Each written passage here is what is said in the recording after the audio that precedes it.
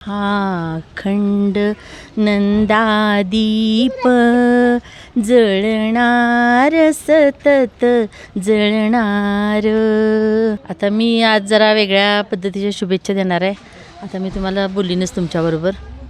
तर मी नमस्कार, अर्चना जोशी. मी नेहाबाई तेंडुलकरांना शुभेच्छा देण्यासाठी इथं आलेली आहे. तेंडुलकर दाम्पत्यांनी जो समाजसेवेचा वसा घेतलेला आहे तो नक्कीच येणाऱ्या 15 तारीखला होणाऱ्या निवडणुकीमध्ये यशाचा ठसा उमटवणारा असणार आहे. त्याच्यासाठी तुम्हा सर्वांची साथ पाहिजे आहे, अनमोल बहुमतं पाहिजेत त्यांच्यासाठी आणि त्यांना प्रचंड मतांनी विजयी करा, हे मी एवढं सांगणार आहे तुम्हाला. परत तुम्हा सर्व जनतेचा जो आशीर्वाद आहे तो नक्कीच यशाचा दीप आहे, तो एक उंच शिखरापर्यंत नेऊन पोचवणारा आहे. त्यासाठी मी हे नंदादीप म्हणणार आहे. हा खंड नंदादीप जळणार सतत जळणार. हा साच तेवत जगती निज प्रकाश नित देणार.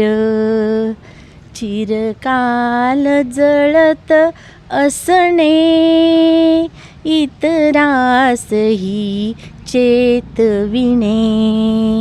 हा कांक्षा धरुणी चित्ती हा जळत जळत राहणार. धन्यवाद. ती म्हणजे पहिली लहानपणापासूनच ऑलराऊंडर आहे. ती कुठं पण जाऊ दे, माझी मुलगी म्हणजे ती हिराच आहे. कुठल्याही क्षेत्रात जाऊन दे तिथे ती चमकणारच, हिची आम्हाला पहिल्यापासून गॅरंटी होतीच. आणि आता तसं होत गेलं. तिनं सुरुवातीपासून फार म्हणजे कष्टातून हे केलं, काय ते शिक्षण घेतलं. त्यानंतर प्रत्येक गोष्टीमध्ये तिनं कधी आपला नंबर सोडला नाही. वक्तृत्व असू दे, भली कुठली निबंध स्पर्धा असू दे, किंवा आता अगदी म्हणजे तिने ज्या पदव्या घेतल्या की बाबा BCom MCom परत MBA PhD कधीही तिने आपला ध्यास म्हणजे सोडला नाही. तिनं तो पूर्ण केलाच. तसंच आता ती समाजसेवेचा ध्यास घेतलेला आहे तो ती पूर्ण करणारच, ह्याची आम्हाला पूर्णपणे खात्री आहे. की प्रभागासाठी म्हणजे बाबा महिलांच्यासाठी ती लढत आलेलीच आहे. परत लहान मुलांच्यासाठी तिनं समर कॅम्प घेतलेले आहेत.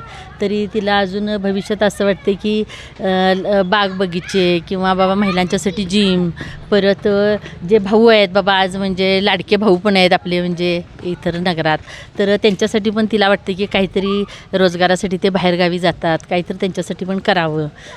त्यासाठी ती अग्रेसर नक्कीच असणार आहे. वॉशरूम वगैरे महिलांच्यासाठी, आणखीन काय रोजगारात वाढ करता आली तर त्याच्यासाठी, पण मुलांच्यासाठी अजून भविष्यात काय अजून काय आधुनिक पद्धतीचं काय करता आलं तर ती नक्कीच प्रयत्न करणार.